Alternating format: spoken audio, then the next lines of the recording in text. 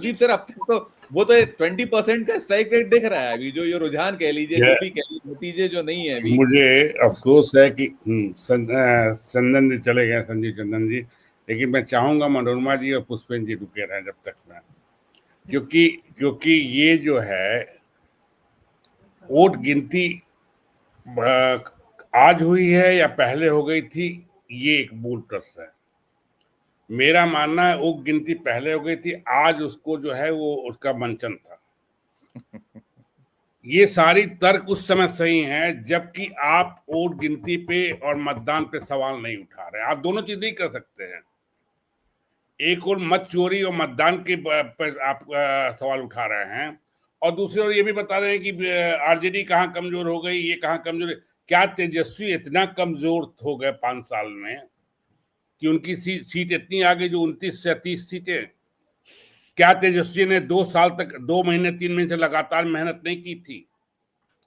क्या जाति समीकरण का जो आप गणना करते हैं, क्या जाति समीकरण 5 साल में उलट गए? यादव मुसलमान चले गए बीजेपी और जेडी की तरफ। कितना परसेंट है मुस्लिम वोट का और यादव वोट का और दलित वोट का? ये सारा उठ के चला गया।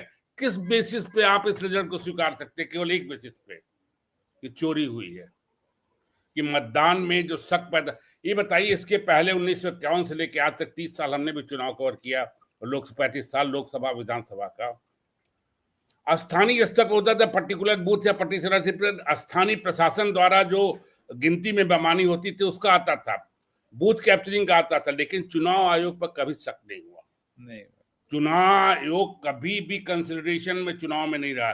लेकिन इस चुनाव में शुरू से एसआईआर से लेके पूरे चुनाव प्रचार से लेके प्रक्रिया तक चुनाव आयोग ज्ञानेश कुमार एक पार्टी बन के चुनाव में उत्पन्न है। इससे ज्यादा क्या हो सकता है? अभी चंदन जी कह के चले गया, कोई बोल रहा था कि साहब अभी तक नहीं हो रहा था, अभी तक जगह नहीं थे लोग, अब आना चाहिए जनता। हाँ, जनता को कि जनता क्या करे भाई?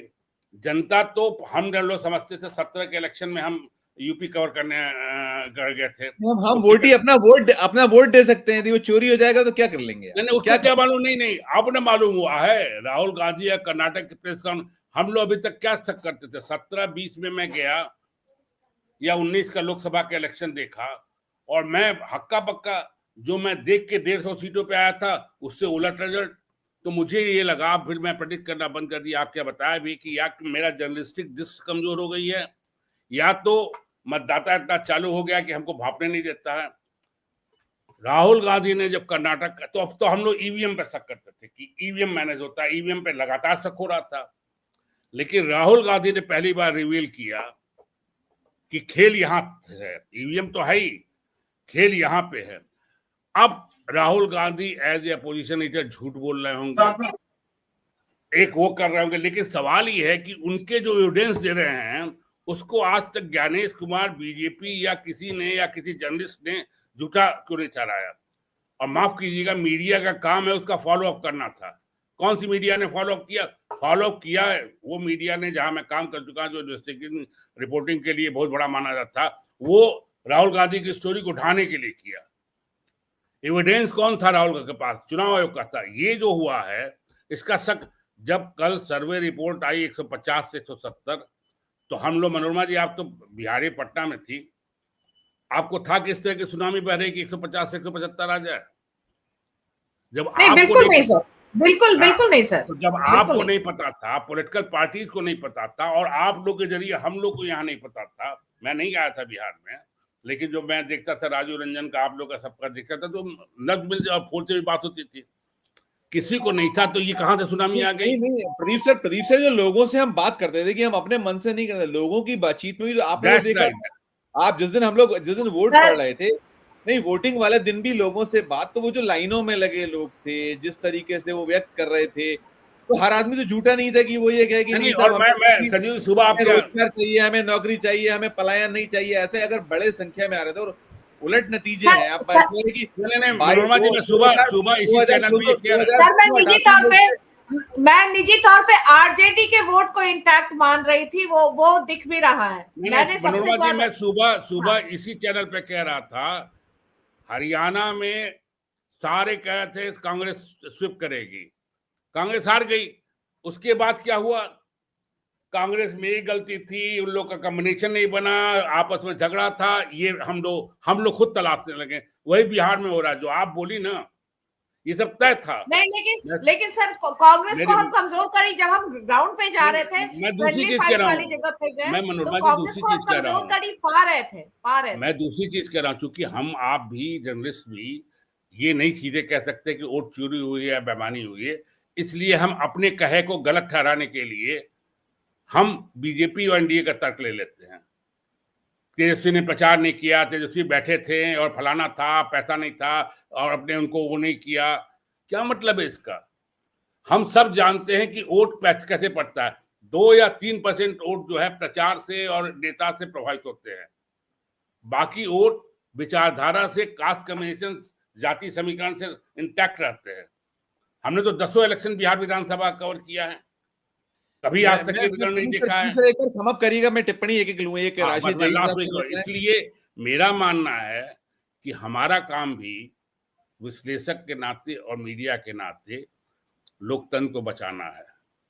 हम कीचड़ एक दूसरे पर उछाल के जो है लोकतंत्र, अगर आपको लगता है कि ये बेईमानी हुई है एसआरआई के जरिए, वोट मतदान के जरिए, तो हमें खुल के कहना चाहिए कि ये रिजल्ट जो है उसका नतीजा है, न कि इनकी कमजोरी का, और ये चला गया, वहां बारिश हो गई, यहाँ वोट निकल गया, ये सब बेकार वाली बात। हरियाणा से मैं सीख लिया हूँ।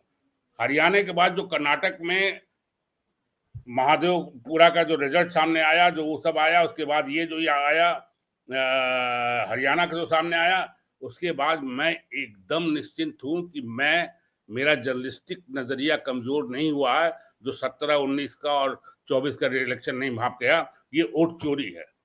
ठीक ठीक ठीक ठीक, मैं आता हूं, है ना। राशिद भाई, आप पहली आपकी क्या इस पे रिएक्शन है, ओवरऑल जो सुनामी है, एक टिप्पणी आपकी, और जो बाकी वहां दृश्य आपको मालूम है बिहार।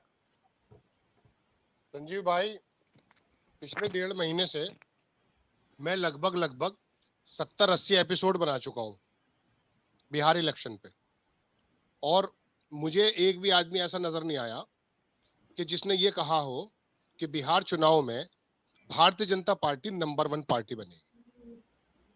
अमित शाह ने 160 की बात जरूर कही है, अलावा भारतीय जनता पार्टी के किसी ने भी, किसी पत्रकार ने, किसी बुद्धिजीवी ने ये शब्द नहीं कहा कि भारतीय जनता पार्टी 1 नंबर पे आएगी। तीसरे नंबर पे, दूसरे नंबर पे, चौथे नंबर पे बात चल रही थी। खैर छोड़ दीजिए, ये ऐसा है कि सांप निकल गया, लकीर पीटने वाली बात है। हमारा जिम्मेदारी नहीं है लकीर पीटना, हमें जो अपना काम करना था हम बखूबी कर रहे हैं। हमें जो बिहार में दिखाई दिया, हमारे नुमाइंदों को जो बिहार में दिखाई दिया, हमने अच्छे शब्दों में एविडेंस के साथ लोगों के सामने रखा है। ये काम बनता है तेजस्वी यादव और राहुल गांधी का। ठीक बात। ऐसा नहीं है कि आप आएंगे, प्रेस कॉन्फ्रेंस करेंगे और उसके बाद विदेश चले जाएंगे। हमारा काम पत्रकारिता के जाब्तों के अंदर अपनी बात को रखना है। आपको राज करना है। राज आप स्टूडियो में बैठ के करना चाहते हैं, एसी कमरों में बैठ के करना चाहते हैं, या सड़क पर चाहते हैं? ऐसा भी नहीं है कि एक यात्रा निकाल दी तो आप महात्मा बन गए। आपको 24 आवर्स अमित शाह जैसा आदमी 17 तारीख से लेकर के आखिर वक्त तक 2 दिन की छुट्टी बीच में छोड़ दे जाए, बिहार में जमा हुआ है, आपका पता नहीं है। कोई भी नहीं कह सकता कि ये 150 पौने 200 जो सीटें आ रही हैं, 200 के करीब सीटें आ रही हैं, बिहार के अंदर बीजेपी की कहीं कोई लहर थी।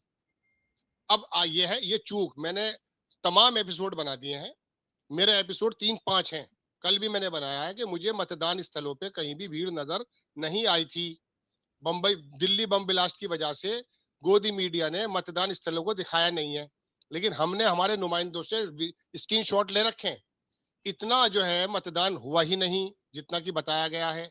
ऐसा लगता है मतदान स्थल की हालतों को देखकर सब लोग इसी बात में आ गए, ये तो तेजस्वी की आंधी है। अरे आंधी वांधी नहीं है भाई। हाँ, सिंपली मेजोरिटी इंडिया गठबंधन की हमें नजर आ रही थी, आज भी हम उस बात पे कायम है। लेकिन 200 सीट, पौने 200 सीट इंडिया एनडीए की आएंगी, इस बात को तो बिहार के अंदर कोई गले के नीचे उतारेगा नहीं। आगे क्या? आगे ये होगा कि सन 74 में जब जेपी ने गफूर अहमद की सरकार को उखाड़ फेंकने की बात की थी तो दिल्ली में इंदिरा की सरकार हटी थी।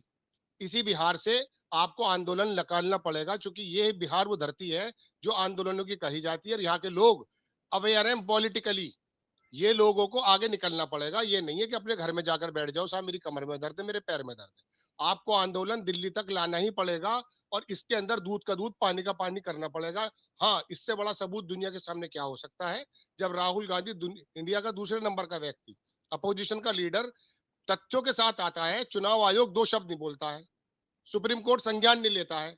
चंडीगढ़ के मसीह का संज्ञान लिया था ना, तो यहाँ पे भी संज्ञान ले लो राहुल गांधी की प्रेस कॉन्फ्रेंस का। लेंगे कब? लेंगे जब राकेश टिकैत का इंटरव्यू कर रहा था एक बार, वो बोले सड़क पे आना पड़ेगा। अब सड़क पर आओगे तब बात बनेगी। स्टूडियो में मत आइए आप, हमारे किसी के भी मत आइए ना, जाकर के ऐसी कमरों में बैठो। राहुल गांधी से मिलना ट्रम्प से मिलने से बड़ा मुश्किल काम है, समझ रहे संजीव भाई? राहुल गांधी से मिलना ट्रम्प से मिलने से मुश्किल है। उसके कार्यकर्ताओं को, उसके नेताओं को आप इजीली मोटरसाइकिल वाले की दुकान पे चले जाते हैं, आपको अप्रिशिएट करती है देश, हम भी अप्रिशिएट करते हैं। हमने 1000 एपिसोड बना दिए राहुल गांधी के पक्ष में, अनजाने में। हमें जो चीज दिखती वो बनाते हैं हम। अब हमारा काम कब तक है बताइए बोलना? हम जो है अपने ब्लड प्रेशर को ऊपर नीचे करें, हम अपना काम बहुत ठंडे मन से करना चाहते हैं। राहुल, ये मोदी जी पाकिस्तान के वासी नहीं है, ये भी हमारे ही हैं, हमारे प्रधानमंत्री, हमारे नेता है, देश के निकले हुए आदमी है। लेकिन कहीं कोई बेईमानी हो रही है, डकैतियां हो रही है चुनाव पर, तो बोलने का फर्ज आपका है, चूंकि आप ही सत्ता भोगेंगे, हम नहीं भोगेंगे। तो कहने का मतलब ये दुनिया देख रही है। लेकिन एक बात और है आखिर संजीव भाई, बेशर्मी की पराकाष्ठा है इस टाइम भारतीय जनता पार्टी के आला कमान के नेताओं की।